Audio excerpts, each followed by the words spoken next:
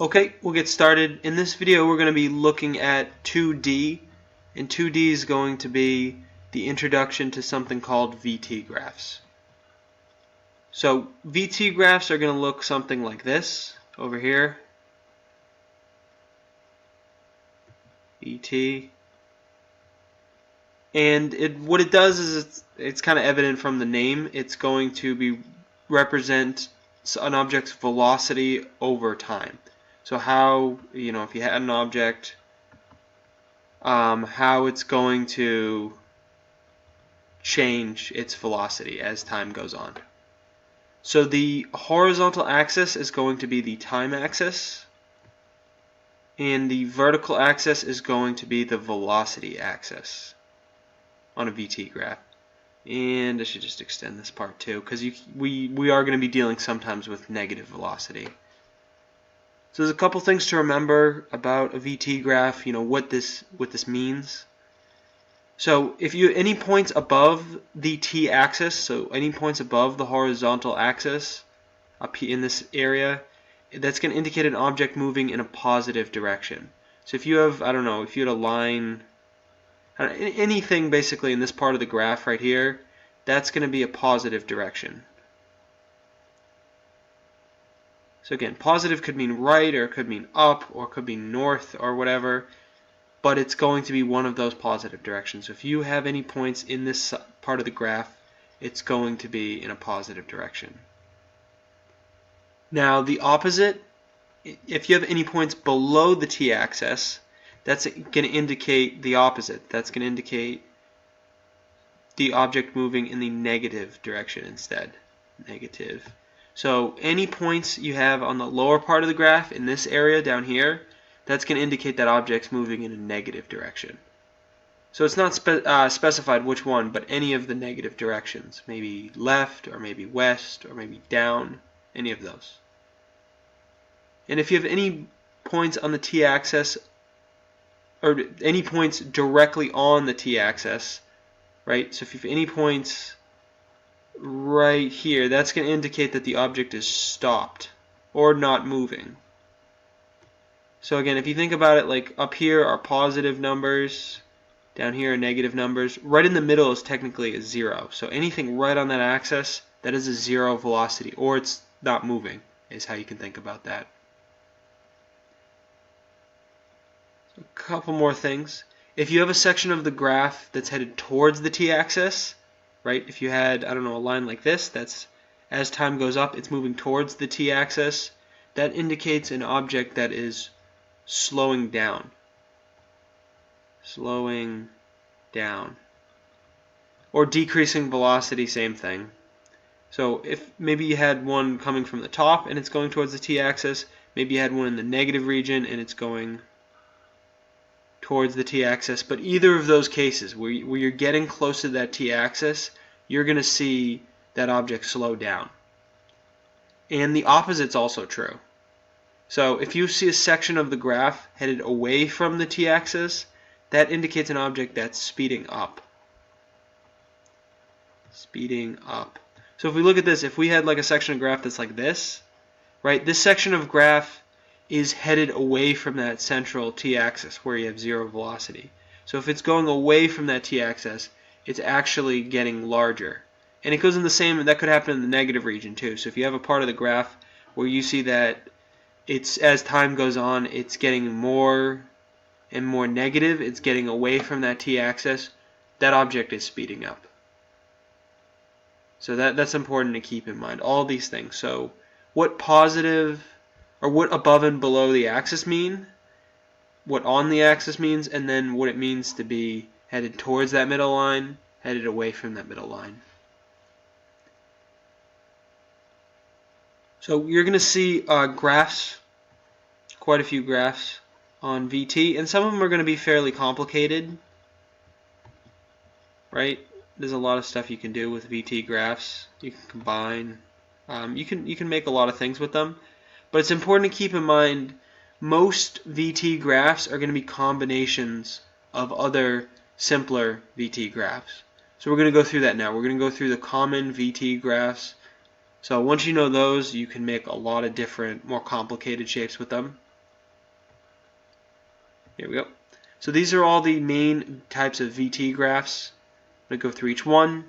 The first one over here is zero velocity. So this is the 0 mark, right?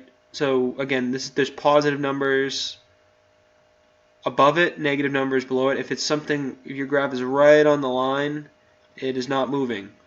Basically, it has a velocity of 0. Over here is the constant positive velocity. So it's in the positive region. So this line right here, it's in the positive region, it has a positive velocity. And because that line is just a horizontal line, it's not changing, right? It's going to keep that constant positive velocity. The next one over here, it's the very similar thing. It's a constant negative velocity. So the constant positive velocity is a horizontal line. The constant negative velocity is going to be a horizontal line as well. The only real difference is it's going to be in the negative region. It's going to be below that t-axis.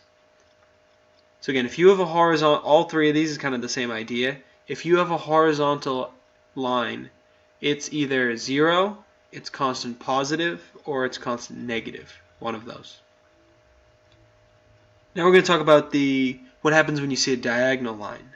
So if you see a diagonal line, that means the velocity is changing in some way. It's increasing, it's decreasing, but it is going to be changing. So the first one is have an increasing positive velocity. So, right, as we see, in this case at least, it's starting at 0, and as you get further and further away from that t-axis, that number is basically getting bigger. So if you thought of it, it's like, okay, 0, 1, 2, 3. As you keep going, that number is getting higher. It's getting more and more positive. It's increasing its velocity.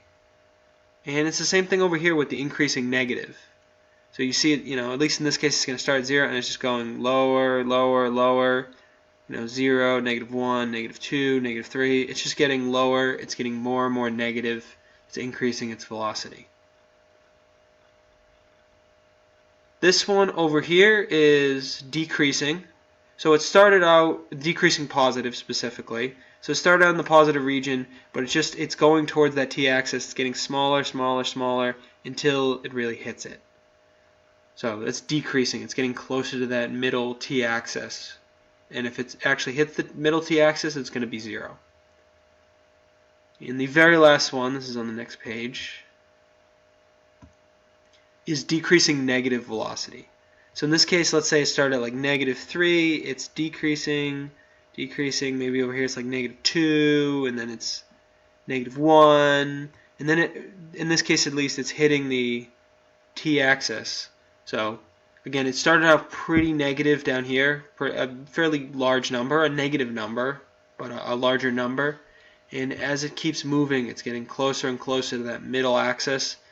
So it's decreasing. It's a negative velocity, and it's getting smaller. It's getting closer to that 0 mark. So those are all the shapes. And again, these shapes in the VT graph are going to be used a lot, and they're going to be used to construct larger, more complicated shapes. So let's check out a problem with this. So here is a problem that deals with the VT graphs. So see if you can solve it first, and then I'll go over the solution. So make sure you take the time to see if you can solve it out first. Again, maybe go back to the shapes if you're not sure how to make this graph.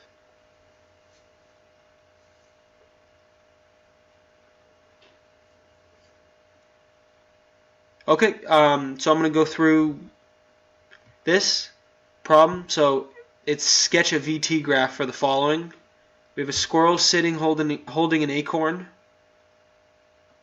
That squirrel then starts running faster and faster until it hits 10 miles an hour to the right. And then that squirrel continues to run at a steady 10 miles an hour. So there's really 3 things happening. I'm going to write out each so it's clear. The first is that it's sitting still, so it's not moving. To start, not moving, holding the acorn. 2, what it's doing is it's increasing its velocity. So increasing velocity, and it's going to be positive because it's to the right. And then the last one, it continues to run at a steady 10 miles an hour. That's a constant velocity because it's keeping that 10 miles an hour. So that's really all that's happening. So what we need now is to look and see how we can put this into a graph. So I'm going to sketch the VT graph. Again, with VT, we're really going to use both axes, because velocity a lot of times is going to be positive and also negative. So the first part, it's not moving, so that's a level line right here. That's the first part of the motion. Then it's increasing positive velocity, and if you go back to the other page, increasing positive velocity is going to look like this. So it starts kind of on the line, and it's getting increasing up, up, up.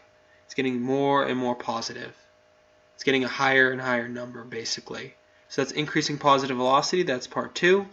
And then part 3, it's at a constant velocity. So a constant velocity is going to be a horizontal line. And it's going to be a horizontal line in the positive region, this being the positive region, because it's a positive direction. It's to the right. So the last part, the constant velocity, it's really just going to level out. Whoops, level out. There. So this is be part 3. So again, this is made from just a combination of 3 simpler shapes with the VT graphs. So that's about it for now. Make sure you have the notes. Make sure you have the solution copied down, and that's about it.